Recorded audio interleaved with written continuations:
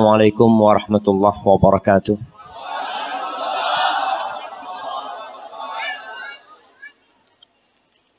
Innal hamdalillah, sungguh segala puji hanya milik Allah Jalla Jalaluh. Nahmaduhu wa nasta'inuhu wa nastaghfiruh.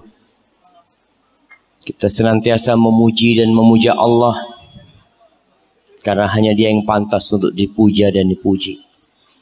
Kita hanya meminta pertolongan kepada Allah karenalah Dia Rabbul Alamin.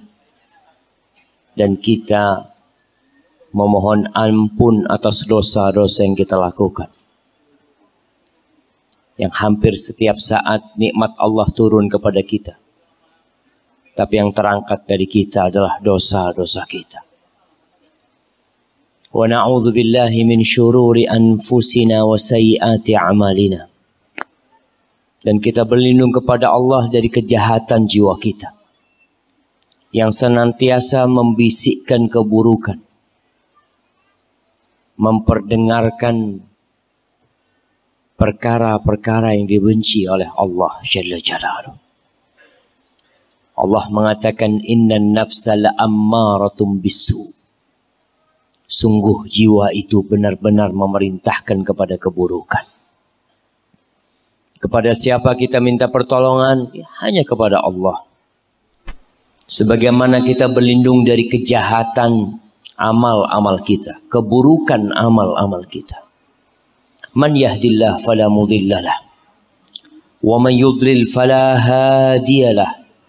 Barang siapa yang diberi petunjuk oleh Allah Jalla Jalaluh, maka tiada satupun yang dapat menyesatkan.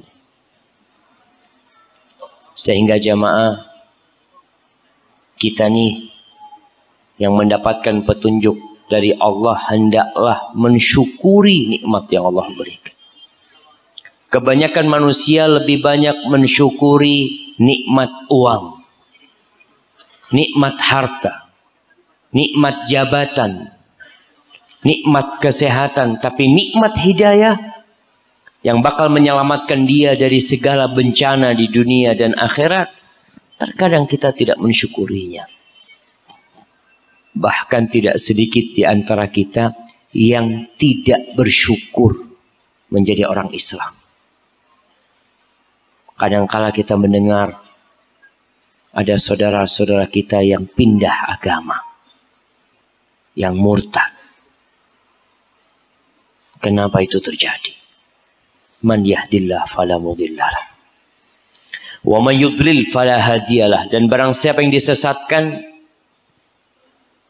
andai kata didatangkan sejuta ustaz, sejuta ulama didatangkan untuk memberikan hidayah kepada itu manusia, itu nggak akan pernah terjadi. Wa asyhadu an la ilaha illallah wahdahu la syarikalah wa asyhadu anna Muhammadan abduhu wa rasuluhu wa habibuhu wa khaliluh salawatu rabbi wa salamuhu alaihi wa ala alihi wa ashabihi ajma'in. Amma ba'd. Jamaah rahimakumullah. Ana berbahagia bisa sampai ke tempat ini. Biasanya yang dikenal dari Binjai ini cuma rambutan. Tapi ternyata ada manusia di sini. Ana lihat ada tulisan Binjai mengaji, Masya Allah jamaah. Ahibati fillah. Hari ini kita akan mengajak antum semua untuk berfikir tentang masa depan. Untuk merenungkan bukan tentang masa depan negeri kita. Karena secara pasti negeri kita akan hancur. Bumi ini akan hancur. Tidak akan ada lagi nanti yang namanya Indonesia. Tidak pula Binjai. Tidak pula Malaysia. Tidak pula Asia. Semuanya akan hancur. Kullu syai'in halik illa wajha. Segala sesuatu akan binasa kecuali hanya Allah Jalla Jalaluhu. Tatkala semua berakhir, ketika kekayaan yang dikumpulkan sirna, masa muda yang dibanggakan pergi, kekuasaan yang dimiliki meninggalkan pemiliknya, tatkala umur dunia ini telah tiada, ketahuilah bahwa ada hari ditegakkannya keadilan. Ada hari perhitungan. Ada hari kebangkitan. Ada hari di mana manusia harus mempertanggungjawabkan segala yang dia lakukan. Jamaah rahimakumullah. Semua fasilitas yang Allah berikan kepada kita. Jari-jari yang bisa bergerak. Jantung yang bisa berdetak. Darah yang mengalir, paru-paru yang kembang kempis, mata yang bisa melihat, telinga yang bisa mendengar, semua nikmat yang Allah berikan akan diperhitungkan. Dunia ini bukan tempat tinggal, jemaah. Jangan mau bersenang-senang di tempat ini. Ini bukan tempat tinggal. Tempat tinggal sebenarnya kita adalah di surga Allah Subhanahu wa ta'ala. Tapi ayah kita diusir dari surga. Diturunkan dari surga. Ketika Nabi Adam diturunkan. Hawa diturunkan. Iblis diturunkan. Allah mengatakan, "Qulna bitu minha jami'a." Kalian semuanya turun dari sana. Fa imma ya'tiyannakum minni huda, faman tabi'a hudaya fala khaufun 'alaihim wala hum yahzanun. Kalian turun semuanya dan akan diturunkan kepada kalian petunjuk. Hidayah untuk kembali ke surga. Apabila datang kepada kalian petunjukku, barang siapa yang mengikuti petunjukku, selesai urusannya. Dia tidak akan sedih dengan masa lalu dia. Dia tidak akan khawatir dan takut dengan masa depan dia. Kenapa? Karena dia mengikuti petunjuk yang diturunkan kepada para nabi yang diutus oleh Allah Jalla Jalaluhu. Jamaah, ada sebuah ayat. Ayat ini termasuk ayat yang terakhir turun kepada Nabi kita Muhammad sallallahu alaihi wasallam. Di surah Al-Baqarah ayat 281. Di surah Al-Baqarah ayat 281. Allah mengatakan, "Wattaqu yawman turja'una fihi ilallah." Takutlah kalian kepada suatu hari di mana kalian akan dikembalikan kepada Allah Subhanahu wa ta'ala. Bakal dibalikin. Kalian ada di muka bumi ini bukan karena kehendak kalian. Kita ada nih bukan karena kita pernah mengajukan proposal untuk hadir di tempat ini. Tapi Allah menginginkan keberadaan kita dan kita bakal dikembalikan. Thumma tuwaffa kullu nafsin ma kasabat wa hum la yuzlamun. Kemudian setiap jiwa akan dipenuhi apa yang dia kerjakan. Akan diberi balasan atas segala yang dia lakukan. Wa hum la yuzlamun. Dan mereka tidak akan dizalimi. Al-Imam Abu Ja'far At-Tabari ketika mentafsirkan ayat ini, dia mengatakan, waqila hadhihi al-aya aidan akhiru ayatin nazalat minal Qur'an. Ini ayat termasuk ayat, dikatakan termasuk ayat yang terakhir yang turun kepada Nabi Muhammad sallallahu alaihi wasallam. Ibnu Abbas menceritakan tentang akhir ayat yang turun kepada Nabi SAW. Beliau membacakan ayat ini. Lalu disebutkan oleh Ibn Jurayj, yaqulun inna nabiyya sallallahu alaihi wasallam makatha ba'daha tis'a layalin. Setelah turun ayat ini, Nabi SAW hidup selama 9 hari. Beliau sakit pada hari Sabtu, mulai sakitnya, dan meninggal pada hari Senin sallallahu alaihi wasallam. Kenapa kita perlu takut dengan hari? Dibalikkannya kita kepada Allah Subhanahu wa taala. Pada hari itu tidak ada lagi maaf-maafan, jemaah. Pada hari itu tidak ada lagi kesempatan untuk menambah amalan. Tidak ada kesempatan untuk ruku, untuk sujud, untuk sedekah, untuk puasa, untuk bertobat. La. Hari itu yaumuddin, hari pembalasan. Kesempatan hidup hanya sekali. Manfaatkan untuk hal-hal yang berguna untuk hidup abadi. Ibnu Jarir mengatakan pada hari itu, tuwaffa fihi kullu nafsin ajrah. Setiap jiwa akan dikasih balasan atas amal yang dia lakukan, baik itu amal kebajikan atau amal soleh. Tidak ada satupun amalan yang ditinggalkan. Yauma idzin tu'raduna la takhfa minkum khafiyah. Pada hari itu kalian akan ditampakkan semua yang kalian kerjakan. Tidak ada satupun yang tersembunyi. Di muka bumi ini banyak dosa-dosa kita yang kita sembunyikan. Kita bisa duduk bersama di masjid ini.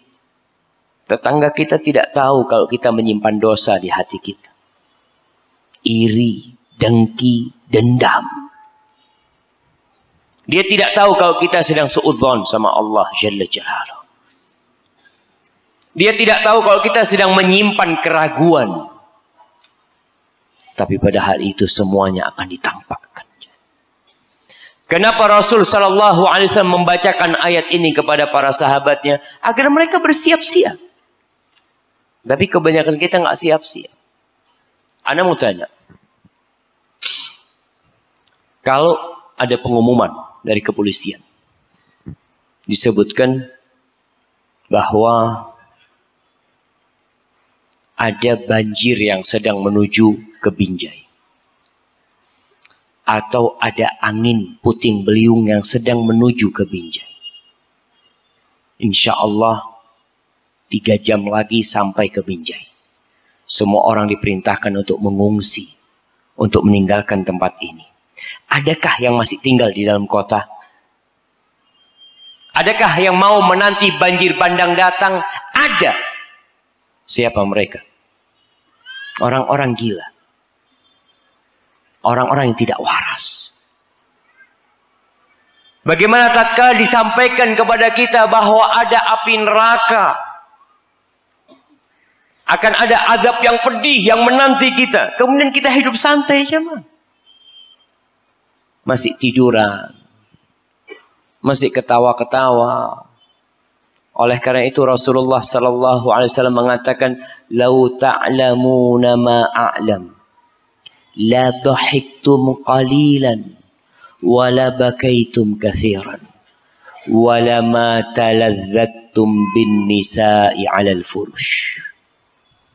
Andai kata kalian tahu apa yang aku ketahui, niscaya kalian akan sedikit tertawa dan banyak menangis. Niscaya kalian tidak akan bisa bersenang-senang di atas ranjang bersama istri kalian.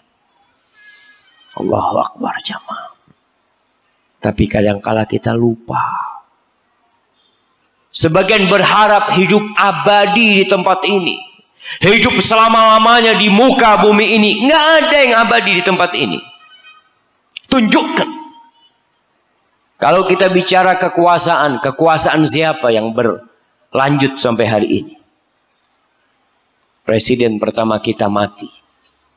Presiden kedua kita mati. Presiden ketiga kita. Presiden keempat, kelima, semuanya bakal mati. Kalau bicara orang paling kaya di muka bumi ini, tunjukkan di mana bangkai dia hari ini. Semua pada mati. Lalu kita masih bersantai ria jemaah. Tidak mau memperbaiki diri. Tidak mau bersiap-siap. Ketika datang seorang sahabat bertanya kepada Nabi SAW mengatakan, Ya Rasulullah, mata sa'ah? Wahai Rasul sallallahu alaihi wasallam, kapan kiamat akan terjadi? Apakah Nabi menjawab pertanyaannya? La. Nabi mengatakan, wa madza a'datta lis-sa'ah? Apa yang kamu persiapkan untuk hari kiamat? Kiamat pasti terjadi. Orang kalau sudah mati, qamat kiamat, itu selesai sudah urusan dia. Dia berpindah kepada kehidupan yang berbeda. Apa yang kamu persiapkan? Rasulullah sallallahu alaihi wasallam pernah dalam satu perjalanan, lalu beliau membacakan firman Allah kepada para sahabat. Itu para sahabat pada ngumpul semua. Ketika dipanggil sama Nabi SAW. Lalu Rasul SAW membacakan firman Allah di surat Al-Hajj. Ayat 1 dan 2. Allah mengatakan, Ya ayyuhan nas, ittaqu rabbakum. Inna zalzalatas sa'ati syai'un azim. Wahai umat manusia, panggilan ini bukan hanya buat orang-orang yang beriman. Sampaikan panggilan ini kepada orang-orang yang kafir, kepada orang-orang yang tidak mengenal Tuhan, kepada orang-orang yang mungkin menuduh Tuhan memiliki anak. Sampaikan kepada mereka yang masih menghambakan diri kepada bebatuan, yang masih memohon meminta kepada pepohonan dan lautan. Sampaikan kepada mereka, ittaqu rabbakum. Kalian takutlah kepada Rabb kalian. Kalau Allah menghancurkan kota Binjai, tidak perlu dikirim bom atom, tidak perlu dikirim nuklir. Allah gerakkan sedikit. Allah bikin bumi ini bergerak dari bawahnya, yang di atasnya akan tenggelam di dalamnya. Ittaqu rabbakum. Kalian takutlah kepada Rabb kalian. Inna zalzalatas sa'ati syai'un azim. Sesungguhnya goncangan hari kiamat, gempa hari kiamat itu adalah sesuatu yang sangat dahsyat. Melihat apa yang terjadi di Palu, kita bisa bayangin gimana takutnya manusia. Mereka berlari. Mereka terus berlari dan tidak menoleh ke belakang. Yang di belakang disapu habis oleh tsunami. Ada yang rumahnya bergerak tenggelam ditelan bumi. Tapi itu hanya skala lokal. Orang yang tidak di Palu selamat. Kita ada di sini. Yang di Sulawesi yang tidak di Palu dan Donggala mereka selamat. Tapi yang Allah suruh kita takut adalah dengan kiamat yang akan menimpa semuanya. Allah mengatakan, Idza zulzilatil ardu zilzalaha wa akhrajatil ardu athqalaha wa qalal insanu ma laha yauma idzin tuhadditsu akhbara. Manusia akan ketahuan, apa yang terjadi? Kenapa bisa seperti ini? Nanti engkau akan dikasih tahu oleh bumi itu. Bahwa Allah mewahyukan kepada bumi ini untuk hancur. Bintang-bintang akan berjatuhan. Gunung akan meletus. Lautan akan meluap menjadi api yang membakar. Allah suruh kita takut. Itu bakal terjadi. Apa yang terjadi? Kalau terjadi gempa di Binjai, masjid ini bergerak. Mungkin pada 5 detik pertama semua pada diam. 5 detik kedua mulai ada yang berdiri dan berlari. Ketika digoncang lagi semua berhamburan.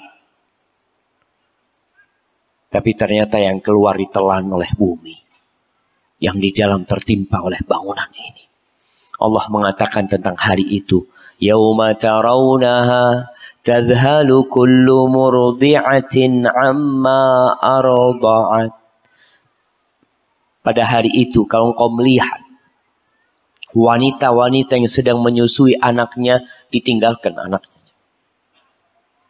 Kalau di dunia orang tua berusaha untuk menyelamatkan anaknya.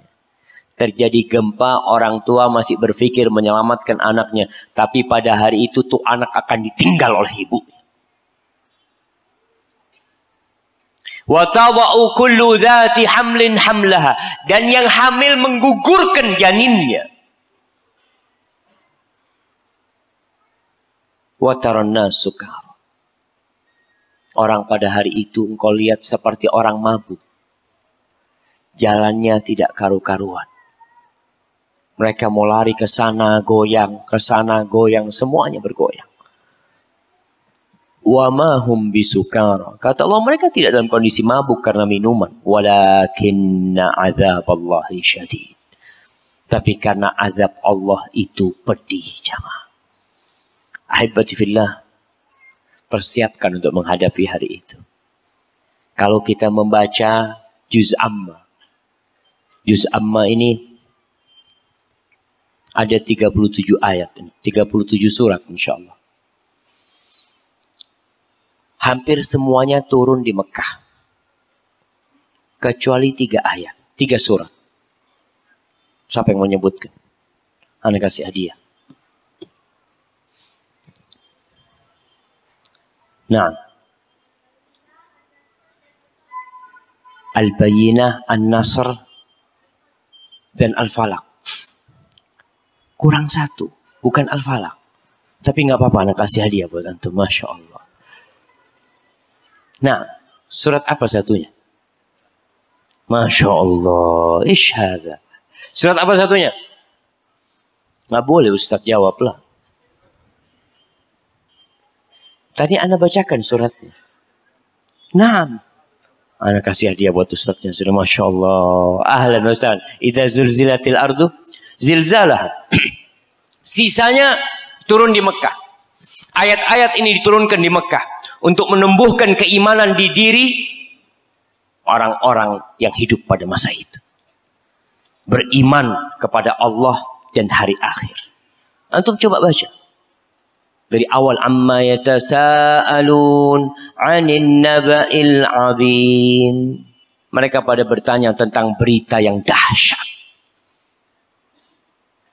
Tentang kiamat yang ditanyakan oleh mereka. Selanjutnya di surat An-Nazi'at. Allah bercerita tentang kiamat. Fa'idha ja'atit tammatul kubra. Apabila terjadi tammah. Sesuatu yang menghancurkan yang besar sekali. Yauma yatadzakkarul insanu ma sa'a wa burrizatil jahimu liman yara. Pada hari itu manusia ingat dengan amalannya. Tapi apa guna ingat pada hari itu, jemaah? Lanjutkan di surat Abasa.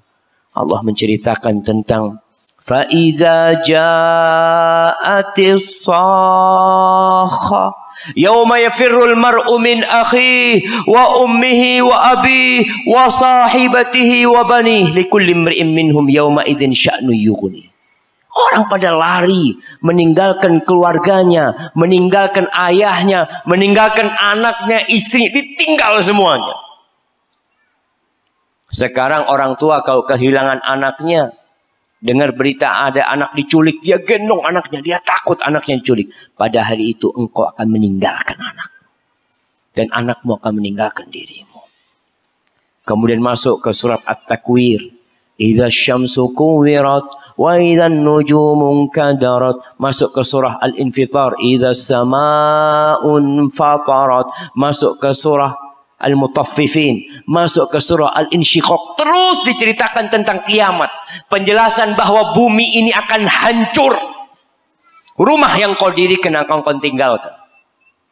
Jabatan yang kau miliki akan engkau lupakan. Kita diperintahkan untuk mengingat jamaah.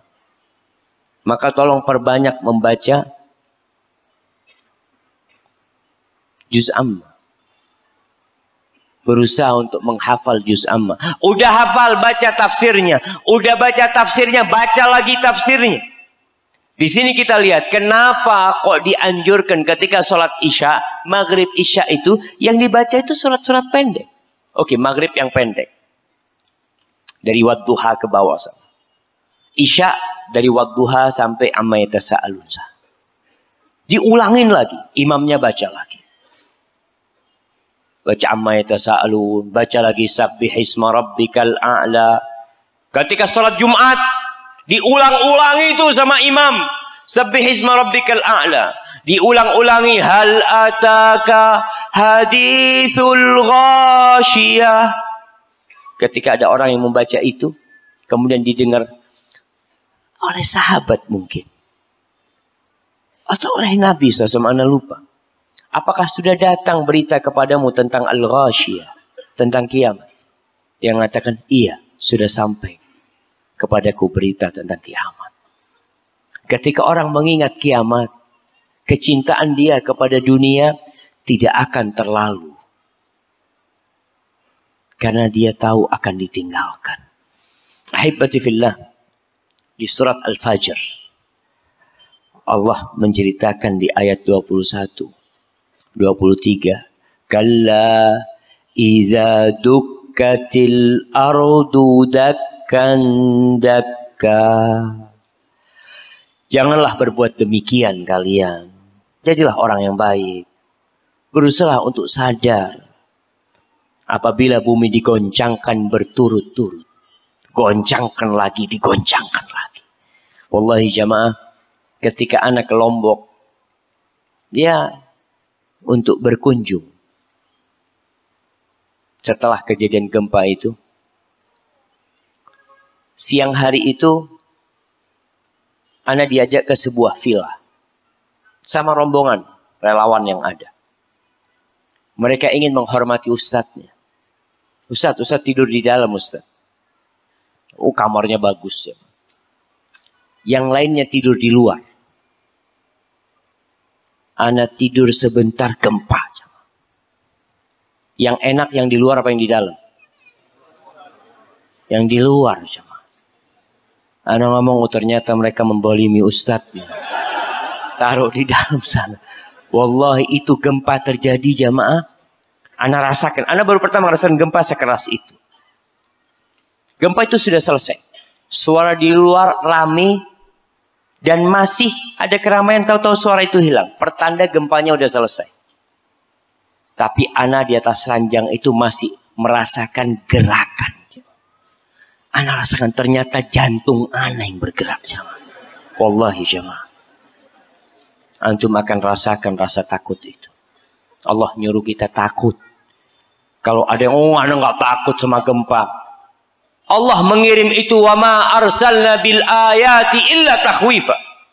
Dan kami tidak mengirim ayat-ayat kami, tanda-tanda kami kecuali untuk menakut-nakuti kalian. Lalu ada orang yang mengatakan nggak takut. Terus takutnya sama apa? Orang yang banyak dosa, banyak bermaksiat. Maka Allah sebutkan hati-hati ketika bumi digoncangkan. Waja'a rabbuka wal malaku saffan saffa. Allah akan datang pada hari itu untuk menyelesaikan persidangan di antara hamba-hambanya. Dan malaikat datang berbaris-baris mereka. Ketika itu, waji'a yawma idzin bi jahannam. Yawma idzi yatadzakkarul insan wa anna lahu dzikra. Pada hari itu neraka jahanam akan didatangkan jemaah. Didatangkan neraka jahanam. Kita akan dibangkitkan di atas bumi ini. Tapi bumi ini akan berubah.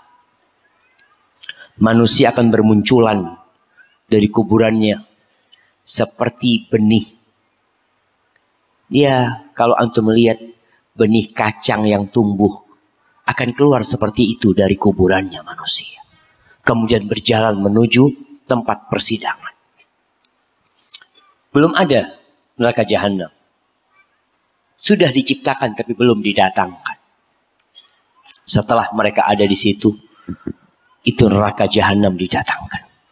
Ketika melihat neraka jahanam itu, manusia ingat, ya Allah, andai kata aku tidak melakukan itu, andai kata aku taat kepadamu, ya laitani qaddamtu li hayati. Nggak ada gunanya ucapan itu, sudah selesai. Sekarang waktu beramal. Wa anna lahu dzikra. Apa gunanya ingat kalau waktunya udah habis, udah selesai.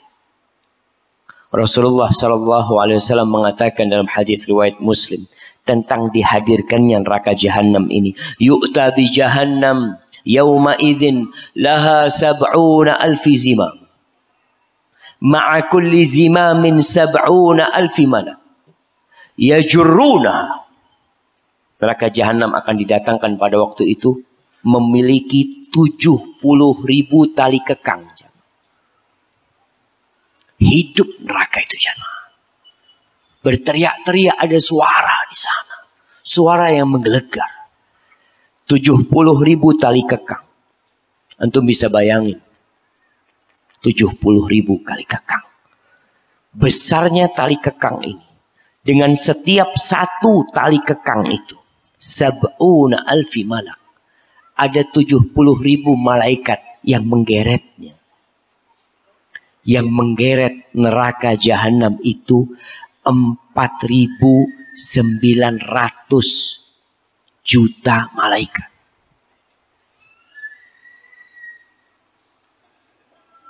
Allahu Akbar.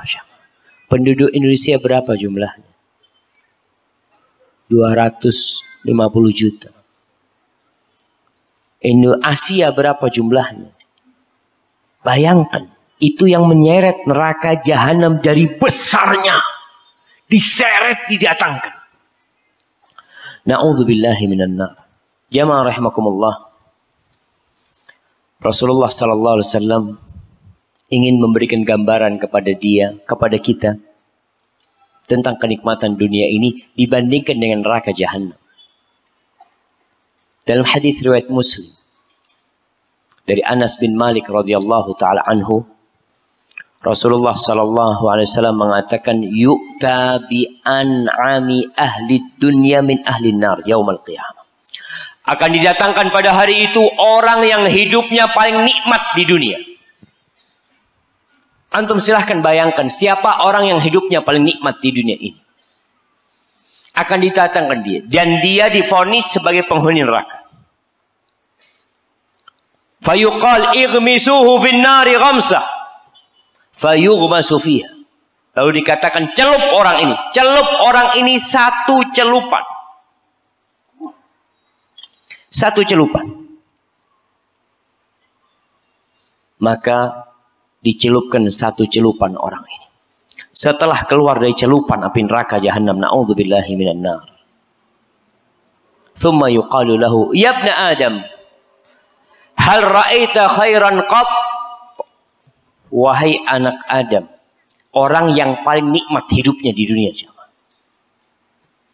yang mungkin setiap berjalan dikawal, setiap turun dari mobil ada yang membukakan pintu mobilnya, badannya sehat, masya Allah, semua buah boleh dia makan, semua makanan boleh dia santap, istrinya jangan ditanya, rumahnya jangan, hidup paling nikmat di dunia ini. Setelah satu celupan di dalam api neraka, dia ditanya, hal ra'aita khairan qat? Pernahkah engkau melihat kebaikan? Satu kali. Pernahkah engkau merasakan kenikmatan? Hal marra bika na'imun qat? Pernahkah dalam hidupmu engkau merasakan satu kenikmatan? Apa jawab orang ini? La wallahi ya Rabbi, Tidak, demi Allah wahai Rabbku, ma ra'aitu khairan qat wala qurrata ainin qat wa ma marra bi na'imun qat. Demi Allah, aku tidak pernah merasakan kenikmatan, tidak pernah melihat kebaikan. Orang paling nikmat hidupnya di dunia lupa dengan segala kenikmatan. Subhanallah, hanya dengan satu celupan lupa dengan segala kenikmatan. Lalu kenapa kita harus lelah-lelah mencari kenikmatan dunia ini? Masih ada orang yang mencari kenikmatan dengan berzina. Kita melihat orang mencari kenikmatan dengan minum khamr. Ya memang itulah jemaah, ketika akal sudah hilang. Allah menyebuti manusia itu ulaika kal an'am. Mereka seperti binatang ternak, mereka seperti sapi, mereka seperti kambing, seperti onta. Enggak, bahkan lebih dahsyat, balhum adall. Antum baca berita, berapa puluh orang yang menyantap miras.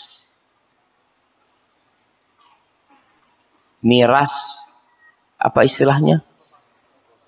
Oplosan. Mati semuanya. Kalau hidup masih bisa berharap bertobat. Mati dalam kondisi minum. Ada yang pembalut wanita diminum. Na'udzubillah jamaah. Direbus, diminum. Coba sapi kasih. Insya Allah sapi bilang, afwan, ana masih waras lah. Sapi balhum adall. Mereka lebih parah daripada sapi. Mencari kenikmatan di muka bumi ini. Jemaah. Kemudian Rasul SAW menggambarkan, wa yu'ta bi asyaddil mu'minina durran wa bala'an. Didatangkan pada hari itu seorang mukmin yang hidupnya paling susah, yang hidupnya paling melarat, yang mungkin tidak memiliki dua kaki dan dua tangan. Mungkin dia buta selama hidupnya, bahkan tidak bisa melihat. Mungkin dia tidak pernah merasakan dengan lisannya makanan-makanan yang enak dan nikmat. Hidupnya paling susah di muka bumi. Tapi dia beriman. Fayuqal ighmisuhu ghamsatan fil jannah. Celupkan dia di surga. Celupkan dia di surga, ghamsah, masukkan sekali kemudian keluarkan. Setelah keluar, dikatakan kepada orang ini, ya ibna Adam, hal ra'aita bu'san qat? Wahai anak Adam, pernahkah engkau melihat kesusahan?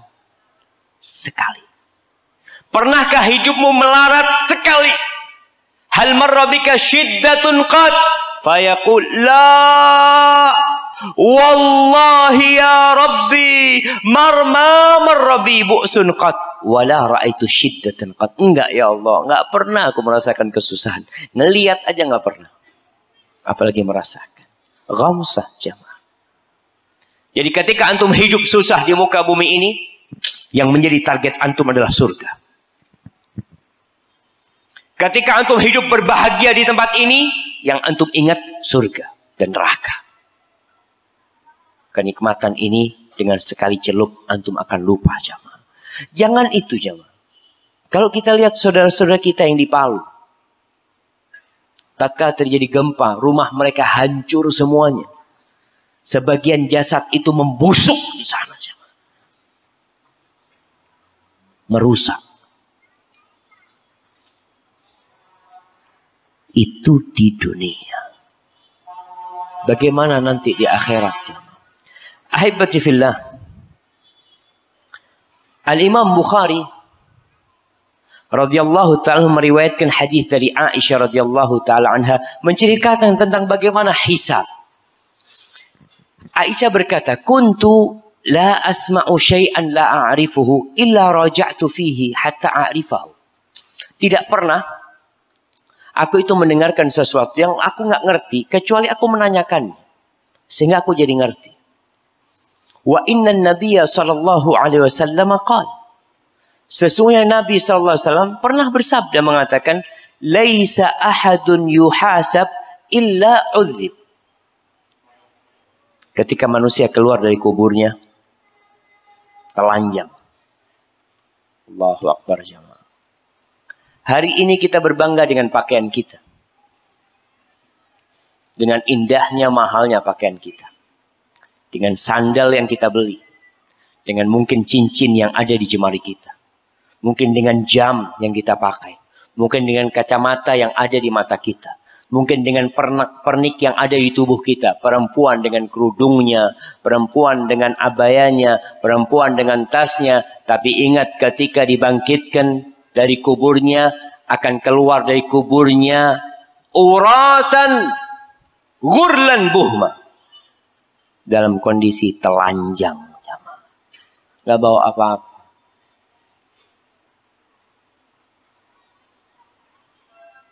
Allahu Akbar. Dalam kondisi belum disunat. Dan tidak membawa apa-apa juga dia. Pandangannya menunduk. Ar-rijalu wan nisa. Lelaki dan wanita. Aisyah sempat bertanya dalam hadis lain. Ya Rasulullah. Ar-rijalu wan nisa. Lelaki sama perempuan digiring, dikumpulin telanjang. Al-amru a'zamu min dzalik. Enggak ada yang berpikir untuk melihat.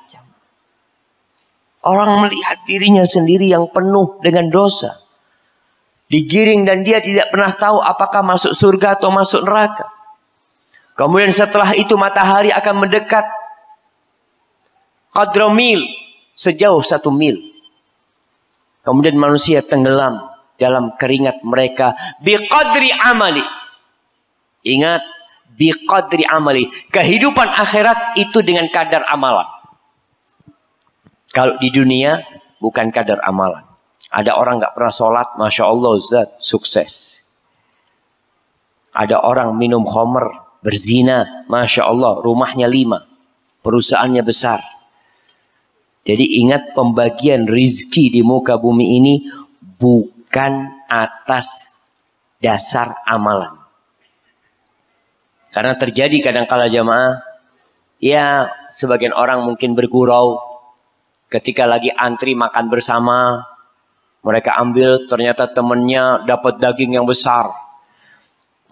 Dapat ikan yang besar. Setelah duduk bersama, temannya dapat ikan kecil. Kata yang dapat ikan besar, tergantung amalnya mas. Enggak. Pembagian rizki di muka bumi ini bukan tergantung amalnya. Tapi tergantung ujian yang Allah berikan kepada dia. Tapi di akhirat semua bergantung amalan. Makanya orang-orang yang tenggelam dalam keringatnya biqadri amali. Sesuai dengan amalannya. Yang melewatin sirat biqadri amali. Sesuai dengan amalannya. Dan mereka tidak bisa menambah amalan lagi pada hari itu. Ada yang tenggelam dalam keringatnya sampai ke mata kakinya. Sampai ke lututnya. Sampai ke pinggangnya. Sampai ke lehernya. Ada yang sampai ke hidungnya. Tenggelam dalam keringatnya. Semua sesuai dengan amalannya. Wallahi jamaah. Kalau antum hidup susah di muka bumi ini. Jangan sampai susah di akhirat. Jangan sampai. Kemudian setelah itu mereka digiring menuju ke telaga Rasul sallallahu alaihi wasallam.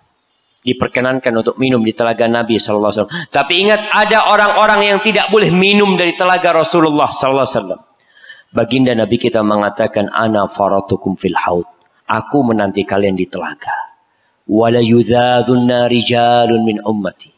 Akan ada lelaki-lelaki, ada kelompok manusia yang dihalau tidak bisa mendekat ke telagaku. Lalu aku mengatakan, ummati, ummati, umatku, umatku, kenapa nggak boleh minum di telagaku? Wallahi jamaah. Para malaikat mengatakan kepada Nabi SAW, innaka la tadri ma ahdatsu ba'dak. Engkau nggak tahu dengan kelakuan umatmu setelah engkau meninggal dunia. Lalu kata Nabi SAW, suhqan, suhqan. Jauh sana mereka. Nggak perlu mendekat ke telagaku.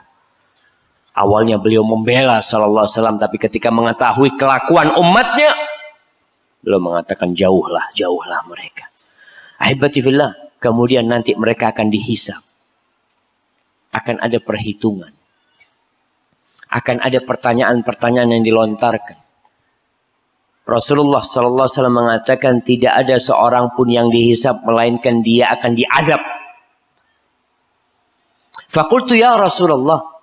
Lalu aku berkata, wahai Rasul sallallahu alaihi wasallam, awalaysa yaqulullah ta'ala fa amma man utiya kitabahu biyaminihi fasawfa yuhasabu hisaban yasira. Bukankah Allah mengatakan, adapun orang yang mendapatkan kitabnya dengan tangan kanannya, maka dia akan dihisab dengan hisab yang ringan, yang mudah. Qala laysa dzakal hisab. Itu bukan hisab.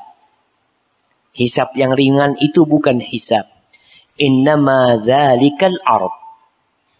Ar-rajulu tu'radu alaihi dhunubuhu thumma yatajawazu lahu anha. Itu bukan hisab. Itu hanya pemaparan. Allah Jalla Jalaluhu menunjukkan engkau melakukan dosa ini, dosa ini, dosa ini, dosa ini. Kemudian hamba mengatakan, iya ya Allah.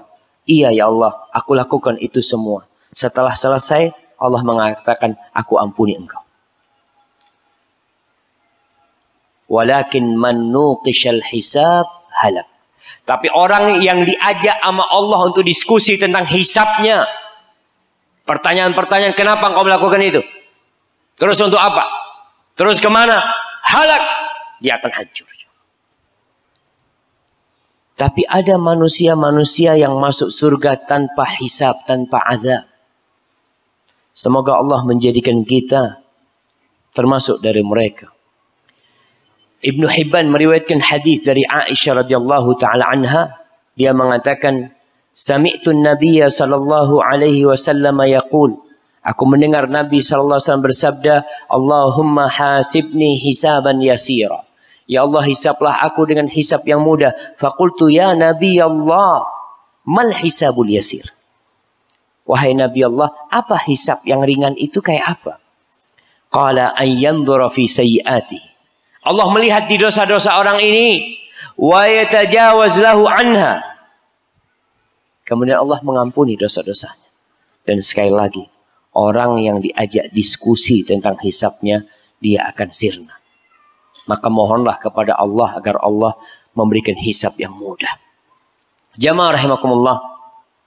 Berkaitan dengan pembagian kitab dengan tangan kanan atau tangan kiri.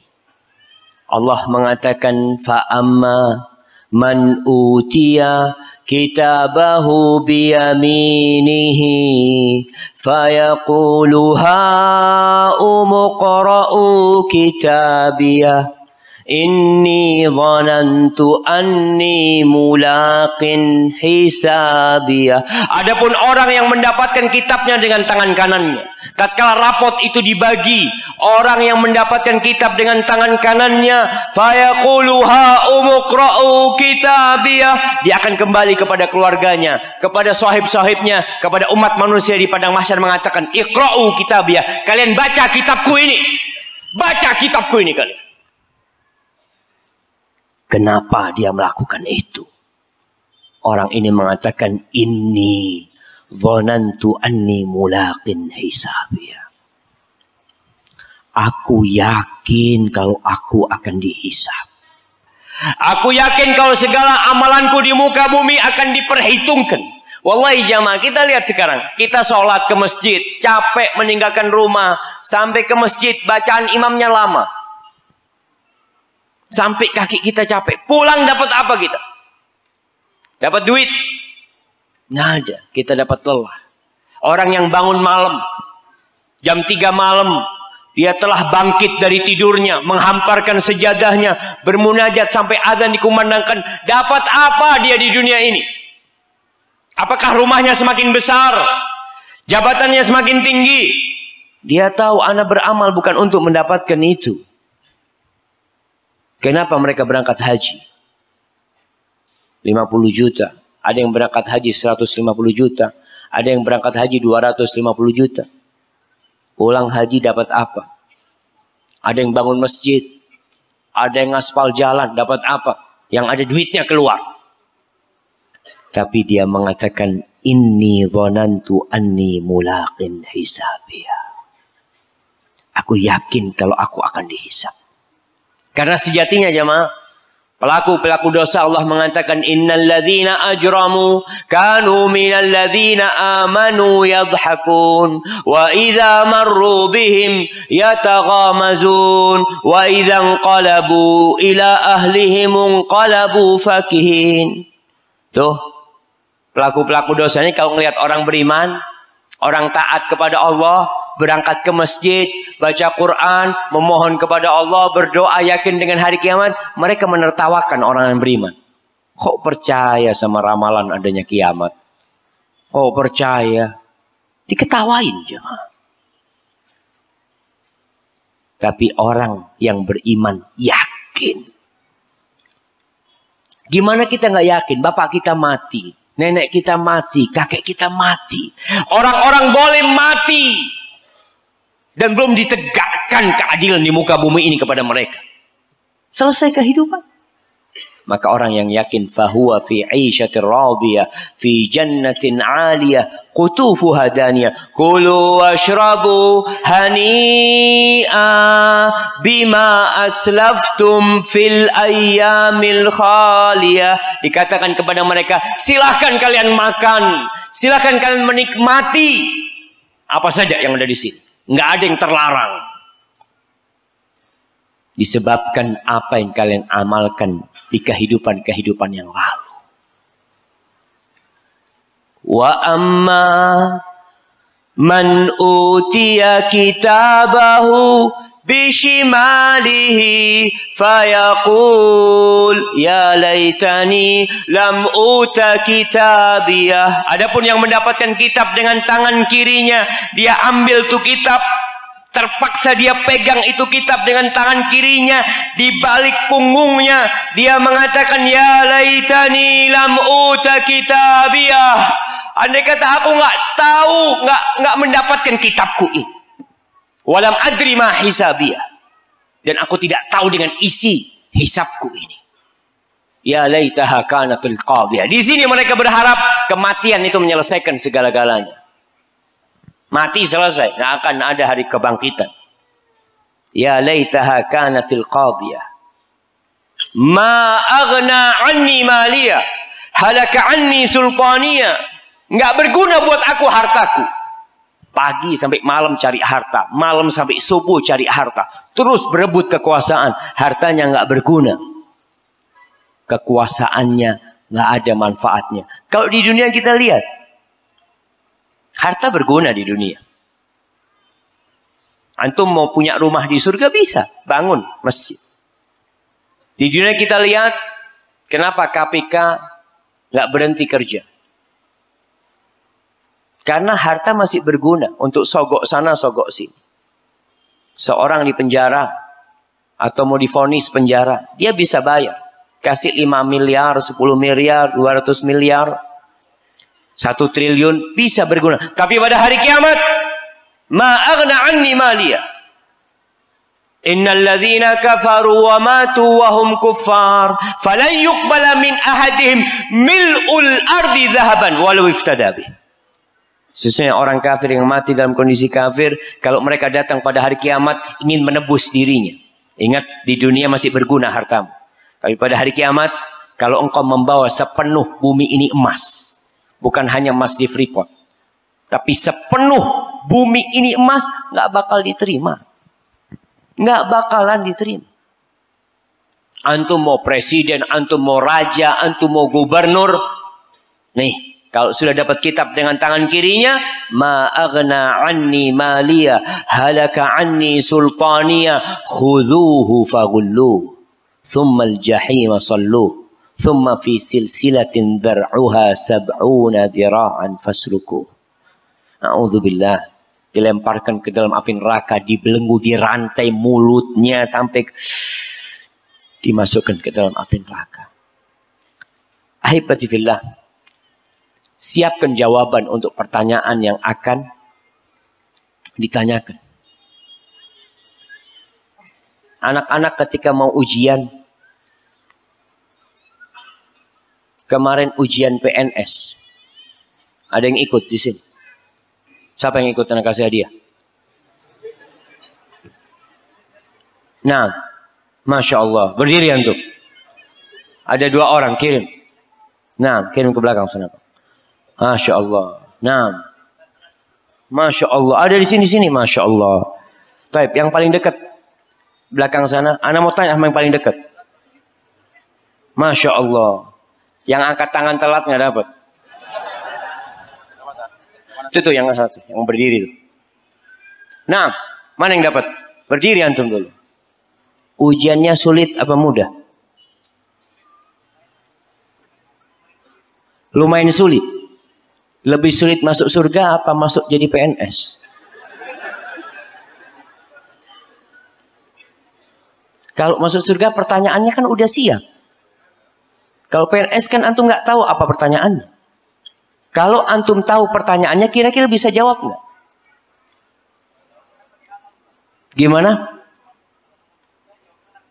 Masya Allah. Fadal, duduk antum. Antum belum dapat? Oh ya Masya Allah. Jamaah, mereka ujian. Ujiannya sulit. Kadangkala harus sogok sana, sogok sini. Tapi antum nggak nyogok kan? Nggak lulus. Oh Masya Allah, antum kurang banyak duitnya lah. Kalau banyak duitnya nggak jadi si PNS Ustaz, kata dia. Jamaah, ketika pertanyaannya sudah ditentukan. Ini pertanyaan 1, 2, 3, 4, 5. Sudah. Enak nggak kita untuk menjawabnya? Selesai sudah. Antum tinggal persiapkan. Rasulullah SAW mengatakan, Inna awwala ma yus'alu anhu al-'abdu yawmal qiyamah minan na'im an yuqala lahu alam usahhi laka jisma. Yang pertama ditanyakan dari nikmat yang Allah berikan kepada hamba pada hari kiamat, dikatakan, bukankah aku telah memberikan kepadamu kesehatan di tubuhmu? Itu yang pertama. Bukan harta. Bukan uang dulu. Kesehatan. Wallahi nikmat sehat ini jamaah dibandingkan nikmat harta. Subhanallah. Nah, antum.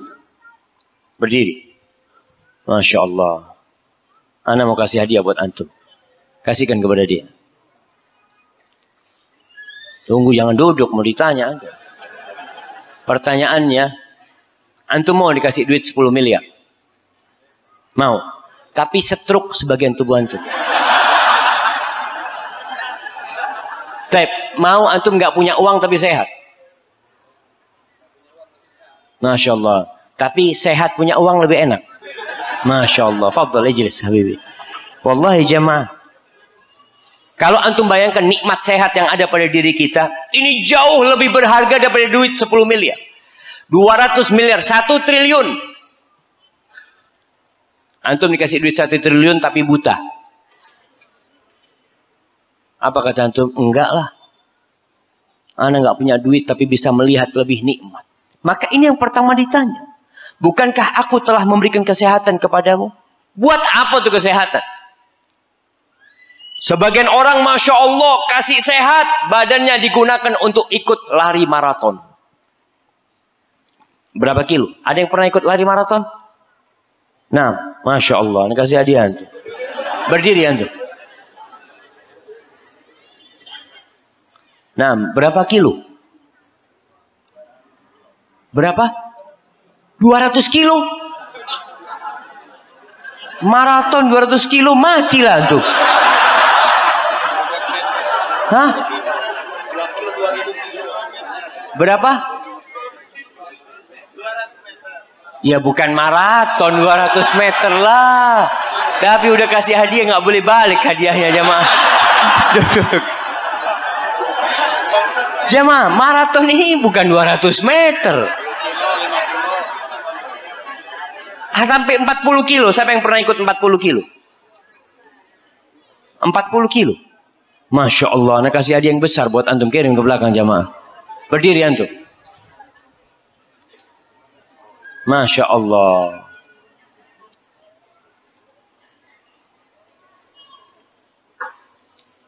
Dapat apa antum lari 40 kilo? Dapat apa? Dapat capek, sakit gitu kan. Masya Allah jamaah. Nah, duduk sudah semua. Makanya anak kasih buku daripada antum dapat capek, kasih buku aja. Wallahi jamaah, sebagian orang dikasih kesehatan bisa lari 40 kilo. Ada yang lari 5 kilo. Masjid 50 meter dari rumahnya nggak pernah dia sentuh. Ditanya sama Allah. Anak kadang-kadang ngelihat kalau ada tentara sama polisi disuruh muter lapangan ya.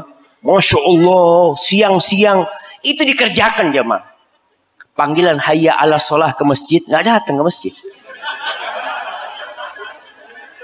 Anak melihat sendiri. Anak ngisi di Jember itu di Yonif 509. Itu komandannya Masya Allah. Itu gitu, anak buahnya suruh lari lapangan, suruh masuk ke hutan, Masya Allah. Tapi dengar azan, nggak ke masjid. Maka akan ditanya jamaah. Ada orang yang bisa berangkat jauh ke Singapura, berangkat jauh ke Australia, berangkat ke Amerika. Allahu Akbar. Antum nggak bisa pakai motor antum ke rumah Allah yang jaraknya 100 meter. Kalau antum capek, 200 meter, 1 kilo, 2 kilo, nggak mampu. Alam usahih laka jisma. Allah akan bertanya, bukankah aku kasih kesehatan buat kamu? Kebanyakan orang kalau sakit baru ingat. Sakit di rumah sakit, ya Allah Pak Ustadz, anak kepingin ke masjid Ustadz, cuma kaki anak patah Ustadz. Ketika kaki antum sehat, antum kemana? Main bola Ustadz. Tuh, antum lihat pemain-pemain bola itu. Semangatnya main bola aja. Habis asar kadang-kala anak-anak muda main bola ya, sampai adzan maghrib. Gak ke masjid mereka. Bakal ditanya. Wa arwika minal ma'il barid. Bukankah aku telah memberikan kepadamu minuman yang segar, yang dingin kepadamu? Antum bakal ditanya tentang nikmat tersebut. Kemudian pertanyaan lain yang berkaitan dengan amalan. Dalam hadis riwayat Tirmidzi, Rasulullah sallallahu alaihi wasallam mengatakan, la tazulu qadama 'abdin yaumal qiyamati 'inda rabbih hatta yus'al an khams. Seorang hamba tidak akan tergerak kakinya dalam sidang tersebut sampai dia ditanya tentang 5 perkara. An umrihi fima afna. Tentang umurnya dihabiskan buat apa? Umur. Modal utama hidup umur, waktu. Ditanya tentang umurnya. Pertanyaan kedua tentang umur juga. Tapi lebih khusus. An syababihi fima ablah. Tentang masa mudamu dipakai untuk apa? Karena kita lihat orang tua sama anak muda beda. Kekuatannya beda orang tua. Mungkin dia nggak mampu berpuasa lagi sudah. Mungkin dia tidak mampu datang ke masjid karena dia lumpuh. Atau karena sakit-sakitan lututnya. Maka umurnya akan, tapi anak muda akan ditanya. Allah berikan sesuatu yang lebih kepada anak muda. Jamaah, kalau orang sepuh ya, itu sering datang ke masjid, itu wajar. Lumrah. Kenapa? Ya Ustaz, udah bau kuburan. Dia masjid ya. Dulu waktu masih muda nggak pernah ke masjid. Wajar orang tua sepuh. Alhamdulillah yang masa sepuhnya dihabiskan ke masjid. Dulu jamaah yang banyak ngisi masjid itu pensiunan. Pensiun dari kerjanya, akhirnya dia mendaftarkan diri kerja di masjid. Dulu, tapi sekarang tidak. Isinya masjid itu anak-anak muda. Dan anak berbahagia sekali. Ketika anak muda bakal ditanya, anak muda ini dipakai buat apa masa muda? Kemudian yang ketiga, wa an jismihi fima ablah, tubuhnya dipakai buat apa? Wallahi jamaah, jari-jari kita akan berbicara. Paha kita akan berbicara. Kulit kita akan berbicara. Mungkin lisanmu bisa berdusta dan berbohong. Tapi jari-jari kulit tidak akan bisa berbohong. Wa an ilmihi madza amila bihi. Antum akan ditanya tentang ilmunya dipakai buat apa. Nih anak-anak muda yang sudah berilmu bakal ditanya ilmunya dipakai buat apa. Karena muncul anak-anak muda yang baru ngaji, baru belajar, Masya Allah, sok suci. Kalau ditanya, antum amalan itu nggak ada dalilnya. Ana punya dalilnya. Kata orang, antum kebanyakan dalil, ngamalinnya kapan? Maka ingat, memang kita nggak boleh beramal kecuali sesuai dengan dalil dan tuntutan. Tapi tuntunan. Tapi kita juga punya dalil seharusnya diamalkan. Bukan hafal 20 hadis yang dihafalkan setengah hadis. Ini terlihat jamaah. Teman-teman yang mengaku dirinya ahlus sunnah wal jamaah. Jenggotnya udah tumbuh. Masya Allah. Penampilannya udah islami. Tapi ketemu orang nggak mau salam. Kenapa? Ahlul bid'ah. Penghuni neraka. Subhanallah. Kita disuruh menebarkan salam kepada saudara-saudara kita. Jaga akhlaknya. Akan ditanya ilmunya dipakai buat apa? Ada yang ilmunya dipakai untuk mengumpulkan harta. Ada yang ilmunya digunakan untuk mencari kekuasaan. Bakal ditanya, ilmu ini dipelajarin untuk masuk surga. Kau pakai buat apa? Kemudian, wa madza amila fima alim. Apa yang dia amalkan dengan ilmu dia, wa an malihi, dan yang terakhir akan ditanya tentang hartanya. Min aina iktasabahu wa fima anfaqahu. Dia akan ditanya dari mana untuk dapat itu duit. Sekarang jamaah, apa yang disabdakan oleh Nabi sallallahu alaihi wasallam seakan-akan sudah terjadi.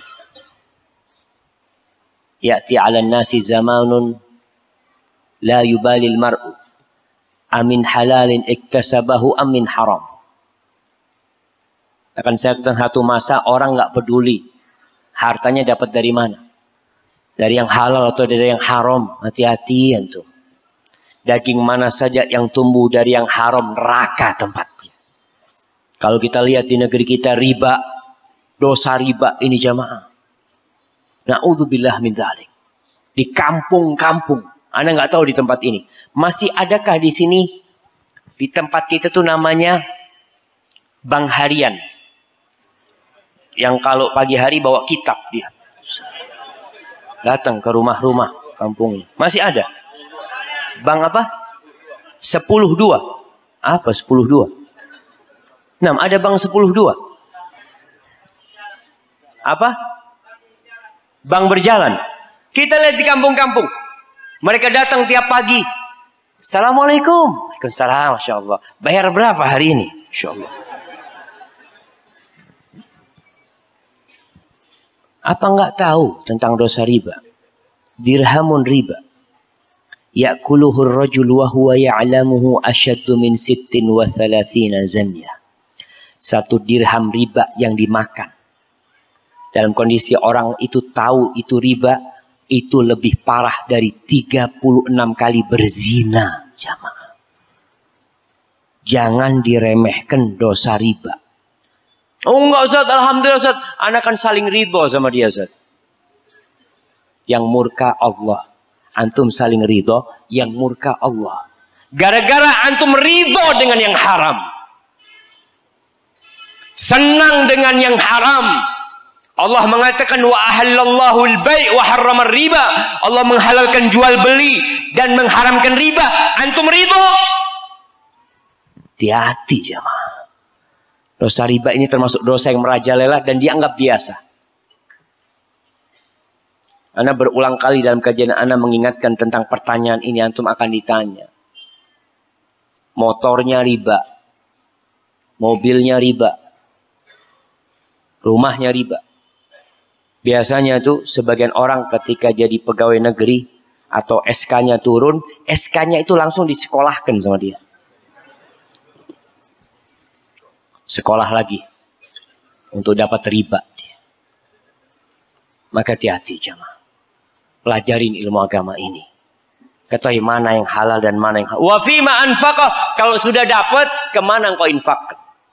Yang dapat dari jalan yang haram susah mau dibawa kepada ketaatan jemaah. Susah. Antum melihat perampok. Perampok habis ngerampok berangkat umroh. Insyaallah. Yuk kita ini habis dapat duit rampok, daftar umroh. Bismillah. Ada. Dipakai buat apa? Mabok, berzina. Makanya perampok hampir nggak ada yang kaya. Maka hati-hati. Korupsi. Kalau kita lihat di negeri kita jamaah, Allah menakutkan sekali. Kondisi negeri kita sangat mengkhawatirkan. Di kota Malang itu kalau nggak salah anggota DPR-nya 45. 42 masuk penjara. Antum bisa terus gimana Ustaz? Kalau 42 masuk penjara, mau dibawa kemana negeri ini? Kalau orang-orang pinternya, kira-kira 43 itu, 42 itu ada yang lulusan SD jamaah? Nggak ada. SMP nggak ada. SMA hampir nggak ada lah. Paling nggak S1 lulusannya. Kalau ternyata dia berada di penjara gara-gara makan haram, makan uangnya rakyat. Na'udzubillah min dzalik jamaah. Maka ingat, kita jangan bicara mereka, kita bicara diri kita. Antum ketika bekerja, antum lihat halal apa haram yang antum bawa ke rumah antum. Masih ada umat Islam yang deposit duit. Anaknya dikasih makan riba. Kuliah nak, udah kuliah di mana? Di Malang sana. Kuliah di Jawa sana. Abah sudah taruh duit 1 miliar, tiap bulan engkau ambil depositnya. Apanya? Bunganya. Anaknya makan haram. Na'udzubillah min dzalik. Yang terakhir jamaah rahimakumullah. Allah subhanahu wa ta'ala berfirman di surah Maryam. Ayat 71-72. Surah Maryam ayat 71-72. Allah mengatakan wa in minkum illa wariduha. Kana ala rabbika hatman maqdiya. Tidak ada seorang pun dari kamu melainkan akan mendatangi neraka. Jadi antum pernah dengar ucapan, Ustadz katanya semua orang pasti masuk neraka dulu. Ustaz. Semuanya, orang Islam pun masuk neraka dulu. Allah mengatakan setiap dari kamu melainkan akan mendatangi neraka. Semuanya akan melewati neraka. Semuanya. Yang masuk surga tanpa hisab, tanpa azab akan melewati neraka juga. Karena memang ke sana jalan yang harus dilewatin. Tsumma nunajjil ladzina taqaw wa nadharu adh-dhalimina fiha jithiya. Kemudian wa nadharu adh-dhalimina fiha jithiya. Kemudian kata Allah, kami menyelamatkan orang-orang yang bertakwa dan membiarkan orang-orang yang zalim di dalam neraka dalam keadaan berlutut. Ahibati fillah. Qais ibn Abu Hazim meriwayatkan bahwa Abdullah bin Rawahah pernah sakit. Abdullah bin Rawahah, sahabat Nabi. Dia pernah sakit dan kepalanya diletakkan di pangkuan istrinya. Lalu Abdullah bin Rawahah menangis. Dan istrinya pun ikut menangis. Maka ditanya oleh Abdullah, kenapa engkau menangis? Kata istrinya, aku ikutan engkau menangis. Terharu dengan menangisnya suaminya. Jawab istri Abdullah. Lalu Abdullah mengatakan tentang kenapa dia menangis. Inni dzakartu qala Allah azza wa jalla. Aku mengingat firman Allah jalla jalaluh, wa in minkum illa wariduha. Setiap orang dari kalian akan mendatangi neraka. Fala adri a anju minha amla. Yang aku pikirkan, aku nggak tahu apakah aku akan selamat atau tidak. Wallahi jamaah, kita nggak tahu. Maka persiapkan untuk menghadapi hari akhir. Banyak beramal dan berdoa memohon kepada Allah. Rabbana atina fid dunya hasanah wa fil akhirati hasanah wa qina adzaban nar. Wassallallahu ala nabiyyina Muhammadin wa ala alihi wasallam. Mungkin kita masuk ke sesi tanya jawab. Nah, Masya Allah.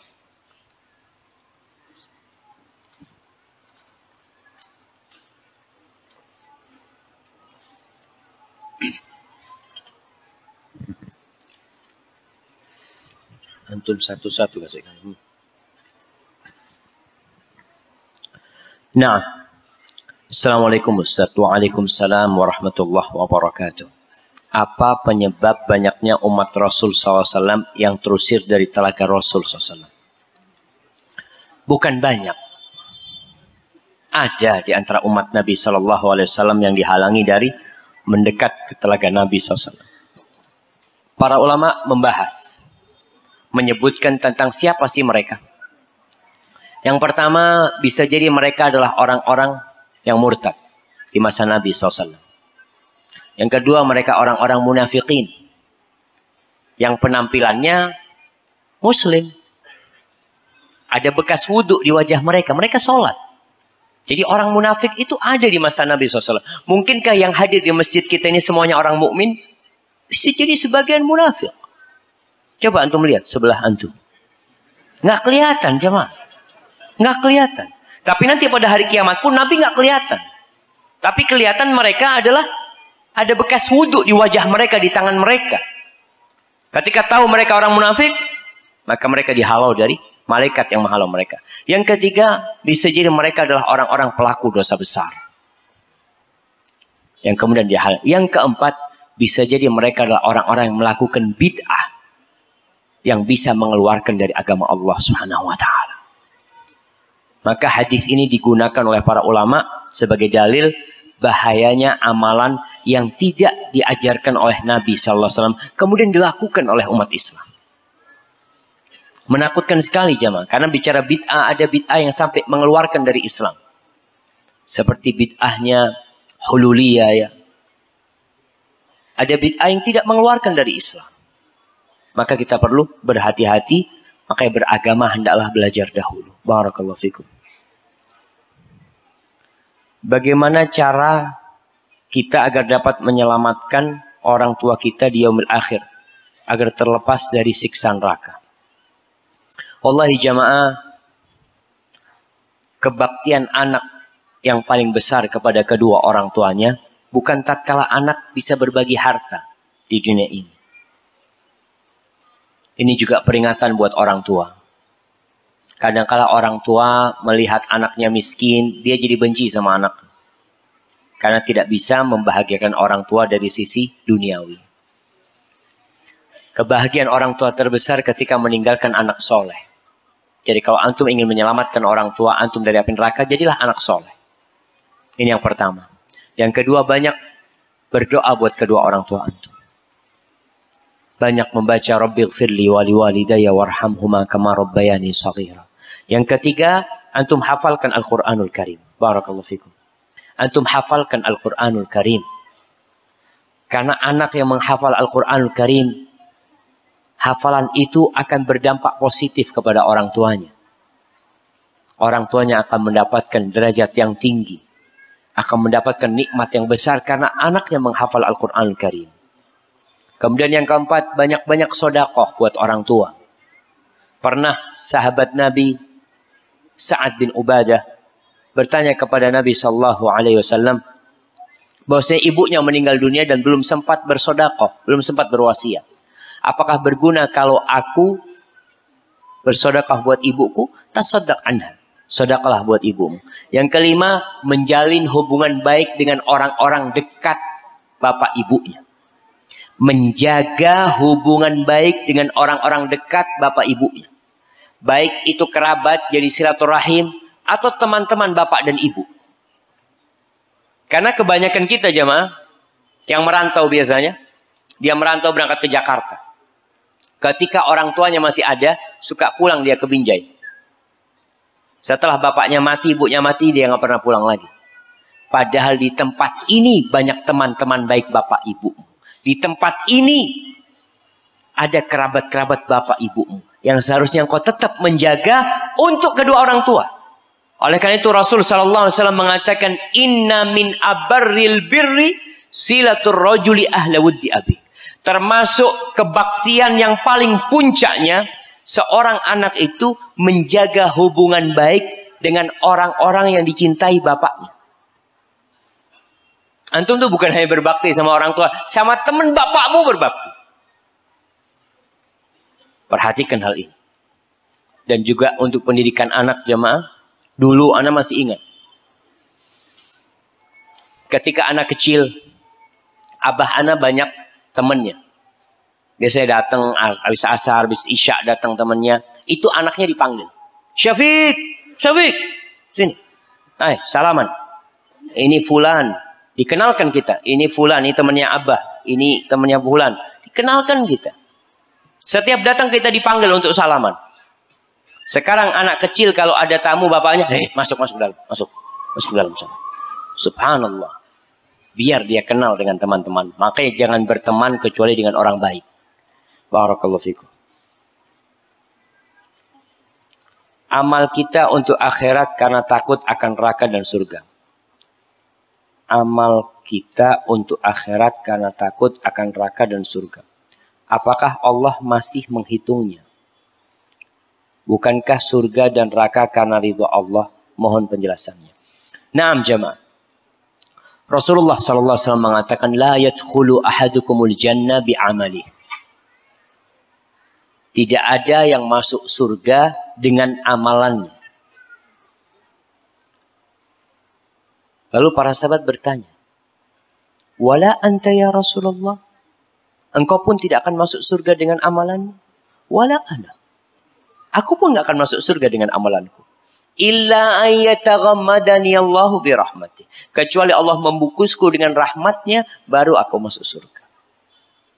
Jadi berkaitan dengan amalan kita. Amalan kita ini sebab aja jamaah. Yang memasukkan surga, rahmat Allah Jalla Jalaluhu. Karena kalau kita bicara amalan kita, mungkinkah amalan kita pantas diganti surga? Nggak pantas. Kenapa? Karena semuanya dari Allah. Antum bisa rukuk, bisa sujud. Siapa yang bikin antum bisa rukuk dan sujud? Allah. Antum bisa sodakoh. Siapa yang ngasih antum rizki dan menggerakkan hati antum bisa bersedekah? Allah yang menggerakkan semuanya. Jadi kalau kita bicara sebab, naam. Banyak dalam ayat-ayat Al-Quranul Karim. Allah mengatakan jazaan bima kanu ya'malun. Sebagai balasan atas apa yang mereka kerjakan. Itu sebagai sebab bukan sebagai pengganti. Contoh ya, supaya kita bisa lebih paham. Kalau antum bawa motor tahun 93.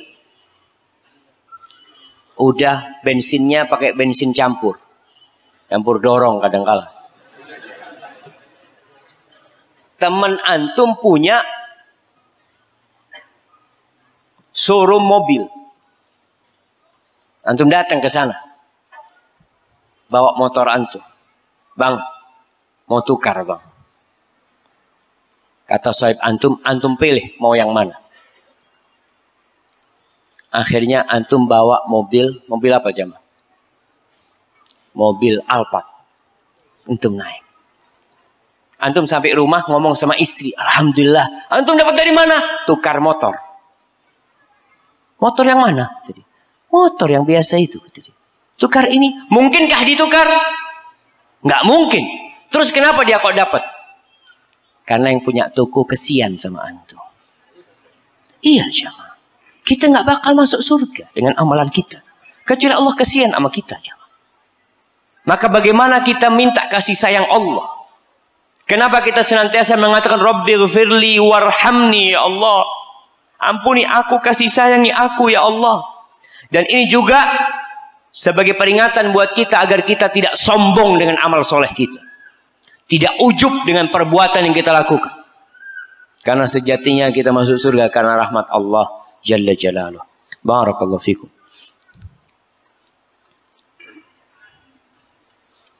Apakah membenci sifat suami tapi hanya di dalam hati? Apakah termasuk dosa yang akan dimintai pertanggungjawabannya di akhirat nanti? Sebab suami anak orangnya temperamental. Tiada hari tanpa marah. Masya Allah.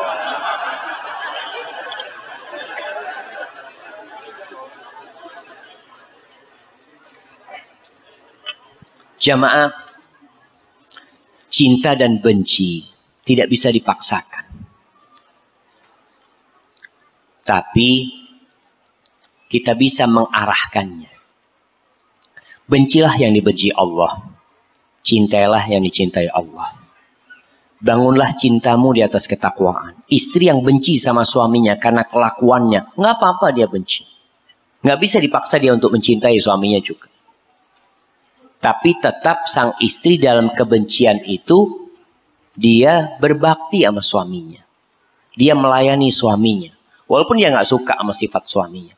Sebagaimana kita benci dengan orang-orang kafir, kita harus benci. Tapi tidak menghalangin kita untuk berbuat baik kepada mereka. Benci itu amalan hati, jemaah. Amalan hati kita. Jadi semua yang dibenci Allah kita benci. Semua yang dicintai Allah berusaha kita untuk mencintainya. Kadang-kala kita belum bisa mengamalkan tapi cintai. Terus bagaimana nih suami yang temperamental? Ana mau kasih nasihat buat istrinya. Buat yang bertanya ini. Kalau dikatakan tiada hari tanpa marah. Kenapa? Padahal istri sudah hidup 10 tahun sama suaminya. Seharusnya dia tahu kan, apa yang menyebabkan suami marah.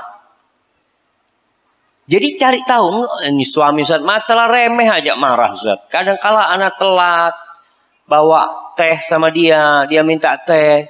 Kadang-kala dia cari topinya mau ke masjid, hilang ditaruh di mana, teriak-teriak, marah-marah lagi. Maka sekarang udah ketahuan, oh masalahnya teh nggak boleh telat. Oh masalahnya topinya nggak boleh hilang. Pokoknya dia minta topi harus ada. Maka anti lakukan itu. Bikinkan teh buat suaminya 1 termos. Suaminya, teh mana? Bang, ini bang termosnya. Dia nggak jadi marah, siap langsung dia. Topi belikan 2 lusin. Dia, mana topi Anda mau ke masjid? Silahkan bang, pilih bang. Model apa silahkan apa. Dia akhirnya mau marah tunggu 12 hari. Karena topinya kan 12 hari baru hilang lagi. Dia bisa jaga. Artinya perempuan ini tahu apa yang menyebabkan suaminya marah. Jangan dibiarkan. Lalu menyalahkan, Ustaz sudah sifat dia seperti itu Ustaz. Bisa dirubah. Istri ini subhanallah memiliki kekuatan yang tidak dimiliki oleh lelaki. Ada sebuah permisalan jamaah. Ini semoga wanita belajar. Belajar bagaimana dia menghadapi suaminya. Ada seorang wanita datang ke seorang lelaki, ke seorang syekh lah, minta amalan. Syekh, anda ini punya suami marah-marah terus deh kata dia. Pokoknya berantem terus sama dia. Nggak bisa kita nyaman hidup sama dia. Oh gampang kata syekh. Engkau datangkan 3 kumis singa. 3 kumis singa sih. Iya. Baru bisa suamimu nanti tunduk. Ingat ini permisalan. Anak-anak tidak menganggap itu kisahnya. Tapi ini permisalan supaya kita bisa paham. Akhirnya perempuan ini mendekati singa. Tiap hari dikasih daging itu singa. Dilemparin daging. Lama-kelamaan singa itu kan nurut jamaah. Akhirnya sama dia digunting kumisnya 3. Dia bawa. Itu syekhnya heran. Subhanallah. Kamu bisa gunting 3 kumis singa. Masa nggak bisa gunting kumisnya suami? Subhanallah jemaah. Intinya perempuan ini mampu untuk membuat suaminya yang pemarah jadi tidak pemarah. Tadi singa aja yang ganas jemaah. Kasih daging tiap hari jadi nurut. Apalah yang bisa lakukan wanita? Bikin suaminya, dan ini buat para wanita. Usahakan mulai hari ini kalau suaminya pulang kerja, jangan ditanya dari mana. Berhenti sudah pertanyaan dari mana. Diganti pertanyaan. Datang ke rumah, tanya, bang mau apa? Bapak-bapak setuju apa enggak? Setuju semua lah. Kalau ditanya mau dari mana, ini sudah berkeringat, capek, lelah. Dari mana bang? Dari sini. Ketemu siapa? Ketemu sama sohib. Ngomong apa tadi? Ini kayak di sidang di. Maka tolong, insya Allah wanita anda yakin punya bagaimana ya membuat suaminya tidak jadi pemarah. Dan buat yang pemarah ingat, penghuni surga itu nggak pemarah. Hati-hati antum. Kalau antum suka marah bisa jadi akan susah masuk surga. Rasul sallallahu alaihi wasallam mengatakan la taghdab walakal jannah. Jangan marah, kamu masuk surga. Barakallahu fikum. Adakah amalan agar catatan buruk kita bisa terhapus dan tidak ditampilkan ketika dihisab? Wallahi jemaah taubat. Bertobat kepada Allah Subhanahu wa taala. Sehingga catatan itu dihapus. Kalau taubatnya diterima. Allah mengatakan ya ayyuhalladzina amanu tubu ilallahi taubatan nasuha. Asa rabbukum ayyukaffira ankum sayyiatikum wa yudkhilakum jannatin tajri min tahtihal anhar. Tuh, kalian taubat dengan taubatan nasuha, taubat yang murni lillahi ta'ala. Siapa yang mau nyebutkan syarat diterimanya taubat? Anda kasih hadiah. Masya Allah. Nah, berdiri biar keras suara antum. Yang pertama tidak mengulangi. Masa tidak mengulangi yang pertama? Yang pertama menyesalin. Yang kedua tidak mengulangi. Yang ketiga ikhlas. Kalau ikhlas mah semua ibadah lah. Sholat harus ikhlas, puasa. Ada satu antum. Antum udah nikah? Nah, anak kasih ini nggak apa-apa lah. Fadhal barakallahu fikum. Jamaah yang pertama menyesalin. Menyesal atas apa yang dilakukan. Tahu ini dosa, Allah murka atas apa yang dia lakukan. Yang kedua meninggalkan. Karena ada orang menyesal tidak meninggalkan. Menyesal dia melakukan riba tapi tetap melakukan riba. Tetap dia kerjakan. Kalau engkau bertobat tinggalkan. Ada orang main judi sambil ngocok. Ana benar-benar nyesel Ustaz ya. Tapi gimana? Antum gimana? Kan harus meninggalkan jamaah. Menyesal meninggalkan perbuatan dosa itu. Yang ketiga berazam untuk tidak mengulangi.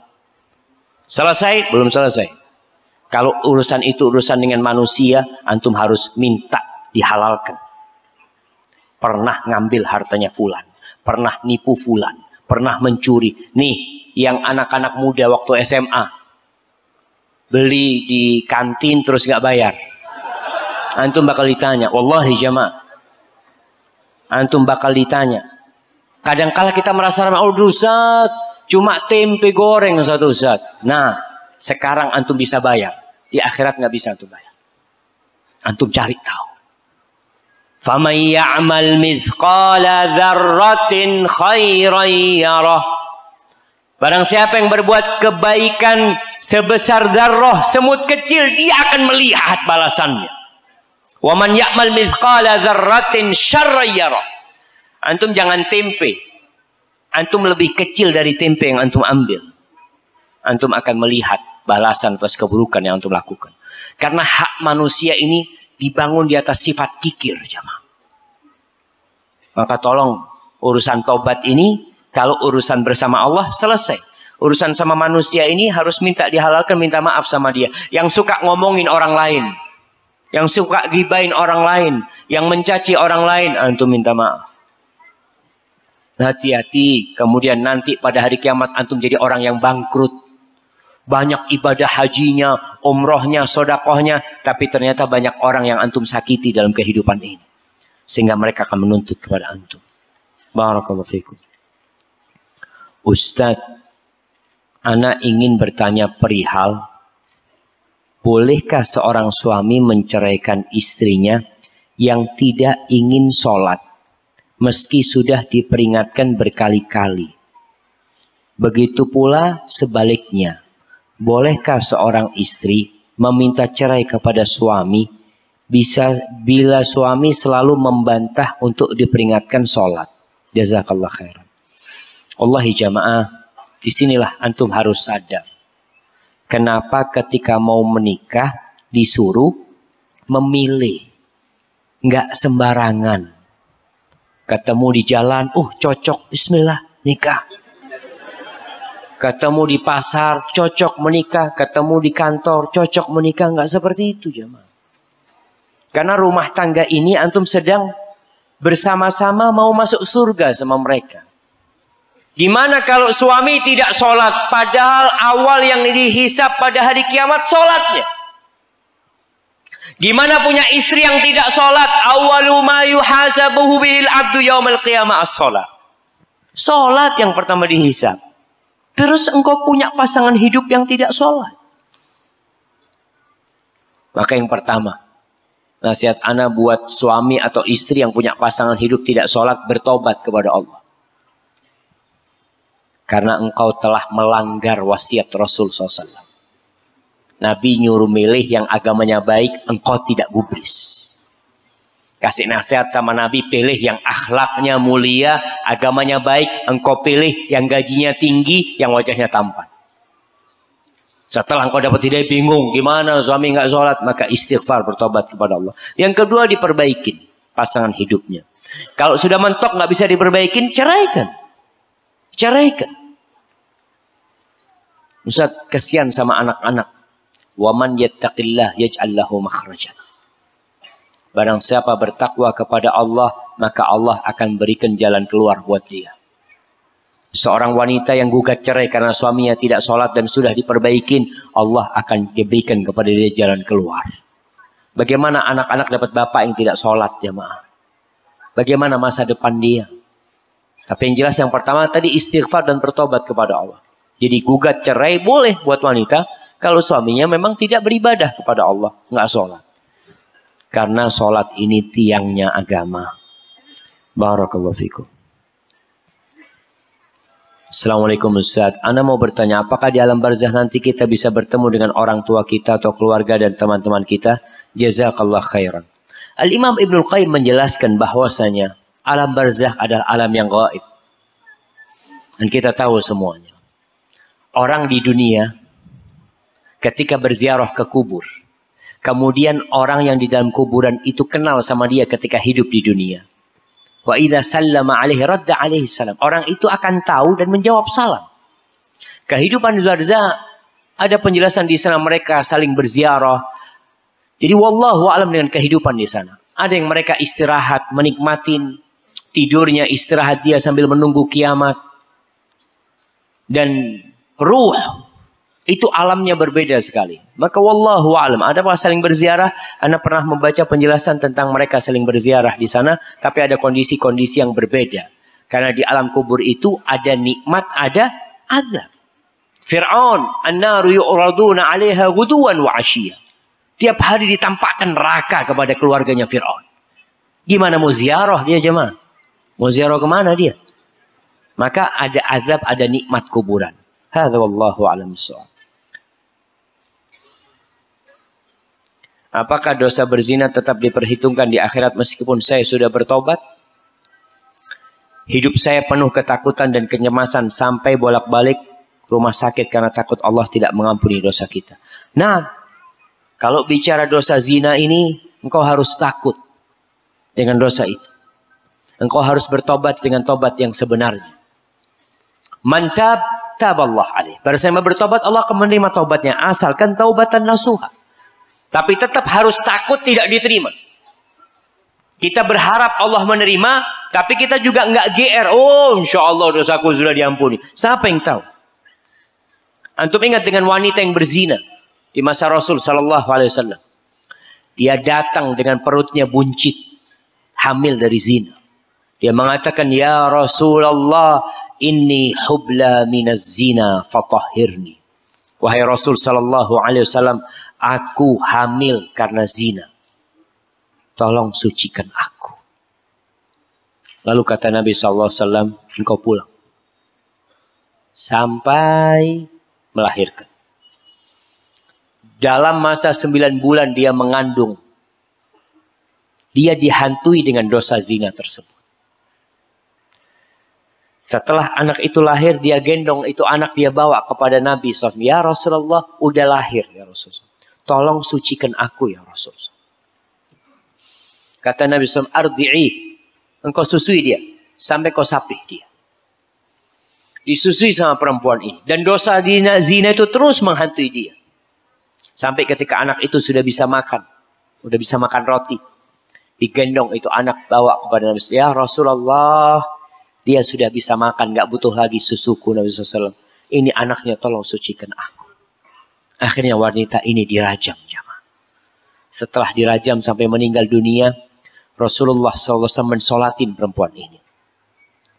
Lalu seorang sahabat bertanya, ya Rasulullah, atusalli alaiha wa qad zanat. Gimana engkau mensolatin dia? Dia sudah berzina. Apa kata Nabi SAW? Laqad tabat taubatan law qusimat ala 70 min ahli al-Madinah lawasi'atuh. Perempuan ini sudah bertobat yang kalau tobatnya dibagikan kepada 70 penduduk Madinah, maka 70 penduduk Madinah cukup diampuni dosa mereka.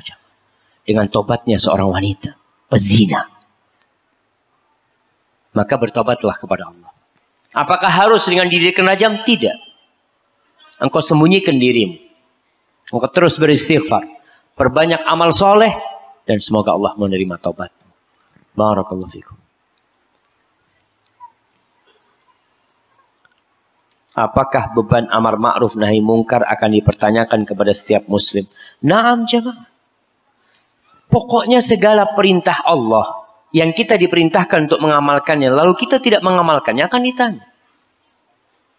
Sabda Rasul sallallahu alaihi wasallam, "Man ra'a minkum munkaran falyughayyirhu biyadihi." Barang siapa yang melihat kemungkaran, hendaklah merubah kemungkaran itu dengan tangan kanannya. Dengan tangannya, dengan tangannya. Fa in lam yastati' fa bilisanihi. Kau enggak bisa dengan tangannya, maka dengan lisannya. Enggak mampu dia, maka dengan lisannya. Tidak mampu dengan lisannya, maka dengan hatinya. Mengingkari dengan hati ini artinya membenci perbuatan itu. Kita enggak bisa ngingkari. Membenci perbuatan tersebut dan meninggalkan tempat perbuatan kemungkaran dilakukan. Contoh, antum lagi duduk bersama, di situ mereka lagi riba. Antum nggak bisa menegur mereka, karena akan terjadi permasalahan. Tapi juga antum nggak boleh duduk di tempat itu. Kalau antum mau mengingkari, tinggalkan tempat tersebut. Tapi kalau ada di tempat itu, maka antum syaitanun akhros, setan bisu. Setan tapi bisu, nggak ikut ngomong. Tapi dia meridhoin apa yang terjadi di sana. Maka berkaitan dengan amar ma'ruf nahi mungkar, kita tetap akan ditanya. Yang mampu dengan tangannya, subhanallah jemaah, yang punya kuasa, yang punya kekuasaan. Makanya jadi pemimpin. Mau jadi pemimpin di kampung, mau jadi kepala desa, mau jadi lurah, mau jadi bupati, gubernur, itu tanggung jawabnya besar sekali. Ketika kemungkaran terjadi di tempat dia, dan dia tahu kemudian membiarkannya, dia akan ditanya. Barakallahu fikum. Nah, Masya Allah.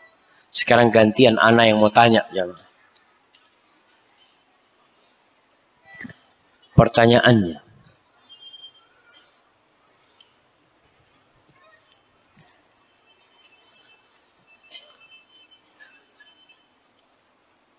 sebutkan sahabat Nabi yang ketika meninggal dunia arasnya Allah bergetar. Masya Allah, ada yang manggil ana di sini. Nah, berdiri antum. Sa'ad bin Mu'ad. Tunggu dulu, jangan duduk lah. Pertanyaannya belum selesai. Kenapa bisa seperti itu? Masya Allah, Masya Allah. Fadal. Sa'ad bin Mu'ad. Sa'ad bin Mu'ad ini jamaah, sahabat Nabi yang termasuk tokoh di masyarakat Ansor. Dia itu ketika perang Badar, ketika Nabi SAW mengatakan, "Ashiru alayya ayuhan nas." Wahai orang-orang, tolong aku dikasih masukan. Itu sahabat muhajirin semua mengatakan, "Ya Rasulullah, kita siap berperang bersamamu, kita siap berkorban untukmu." Itu orang-orang muhajirin. Tapi Nabi SAW nggak berhenti mengatakan, "Ashiru alayya ayuhan nas." Di situ Sa'ad bin Mu'ad mengatakan, "Ya Rasulullah, ka'annaka ta'nina." Seakan-akan yang kau maksud kami orang-orang Ansor. Kata Nabi, "Iya." Lalu Sa'ad bin Mu'ad mengatakan, "Ya Rasul, amanna bika." Kita beriman kepadamu ya Rasul. Kita yakin dengan engkau. Ya Rasulullah, di kota Madinah banyak orang-orang yang kalau mereka tahu engkau akan berjumpa dengan musuh, tidak ada satupun yang meninggalkan dirimu. Silahkan engkau berjumpa dengan musuhmu besok. Kami akan berperang di kanan dan kirimu. Ya Rasulullah, kalau engkau ingin menyeberangi lautan bersama kami akan ikut menyeberangi bersamamu. Itu Sa'ad bin Mu'adz, cintanya sama Rasul sallallahu alaihi wasallam jemaah. Subhanallah ya. Semoga Allah Jalla Jalla menjadikan kita seperti beliau. Barakallahu fikum. Masya Allah. Ana suruh bagi-bagi hadiah lagi. Baik. Sebutkan nama istri Nabi yang dinikahi di Habasyah. Di Habasyah. Ummu Habibah. Anaknya siapa? Anaknya bapaknya. Anaknya Abu Sufyan. Ummu Habibah. Subhanallah jamaah. Ummu Habibah ini hijrah ke Habasyah. Bayangkan antum bisa melihat Abu Sufyan itu bagaimana bencinya dengan Islam sebelum dia masuk Islam. Anaknya masuk Islam. Ummu Habibah itu masuk Islam. Dan dia hijrah bersama suaminya ke Habasyah. Artinya termasuk yang masuk Islam di awal-awal. Hijrah ke Habasyah. Dan di sana suaminya murtad. Diriwayatkan di sana akhirnya Nabi SAW meminang Ummu Habibah. Dan dinikahkan oleh yang menjadi wakilnya Nabi SAW adalah Raja Habasyah An-Najasyi pada waktu itu. Baik, pertanyaan selanjutnya. Berapa malaikat? Berapa malaikat yang menyeret neraka jahanam? Masya Allah. Yang di depan lah, depan ana lah. Nah, berapa? 4.700.000. Gak jadi ini antum. Kok 4.700.000? 4.900.000. Kok bisa? Gimana hitungannya? Jamaah. Ya paling nggak dia berusaha jawab lah jamaah. Antum, gimana ngitungnya? 49.000. Anak kasih hadiah yang kecil buat antum. Nah, 409. Jamaah, kok ada khilaf kayak gini? Kirim ke belakang saja. Nah, ini betul 4.900 juta. Yang ana tanya hitungannya gimana? 70.000 kali 70.000. Apanya yang 70.000? Ini dulu nih. 7 kali 7. Mengikat apa? Mengikat orang yang mau diazab. Mengikat neraka jahanam. Iya, ada 70.000. Masya Allah, kasih hadiahnya. Masya Allah. Barakallahu fikum. Nah, baik. Ana suruh tanya lagi, udah capek. Baik, pertanyaan selanjutnya.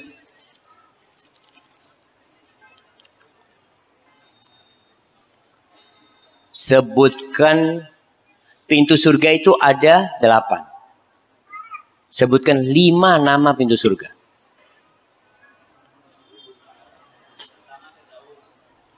Nama pintunya.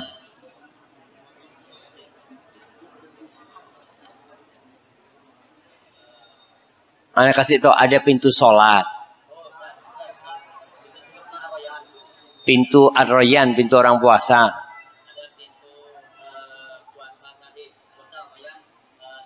Ada sholat. Ada pintu jihad. Ada pintu zakat. Pintu berbakti kepada orang tua. Masya Allah. Kasihkan.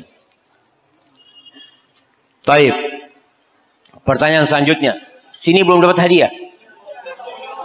Tidur dari tadi. Gimana mendapat hadiah antum? Nah, Anda mau tanya di sini. Sebutkan 4 nama putri Nabi. Sebelah sinilah, biar nggak tidur mereka. Antum tidur dari tadi. Ya, sebelah sana. Ya, berdiri antum. Urut ya. Zainab, Anaknya siapa? Bintu siapa Zainab? Ya bintu Muhammad lah. Iya betul antum. Masya Allah. Zainab, Ruqayyah, Ummu Kalthum, dan Fatimah. Yang menjadi istrinya Utsman siapa? Tuh. Ummu Kalthum sama siapa? Sama Ruqayyah. Ruqayyah, Masya Allah. Fadal, barakallahu fikum. Nah, Masya Allah. Kemudian pertanyaan selanjutnya.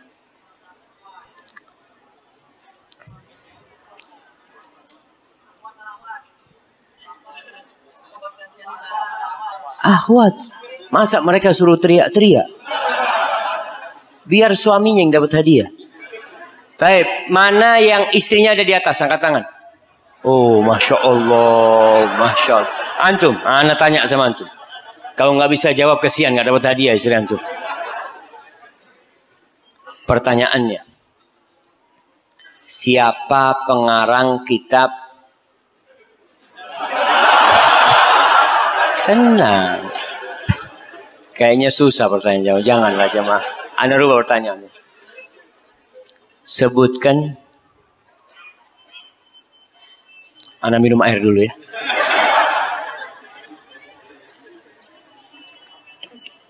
Alhamdulillah. Sebutkan 7 istri Nabi. Enggak 9, 7. Yang pertama, Khadijah, Aisyah, Sauda, Ummu Habibah, Ummu Salamah. Masya Allah. Berapa anda minta? 7. Si kurang 2.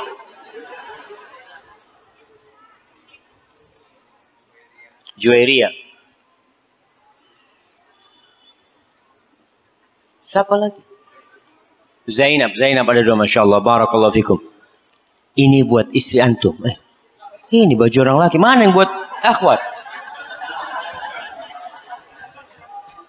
Kayak nggak cocok buat istri antum. Buat kitab aja buat istri antum.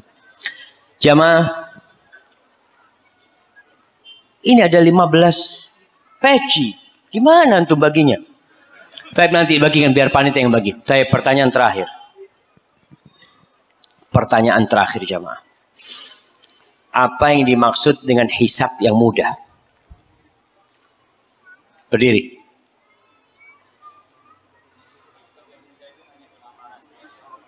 Hanya pemaparan.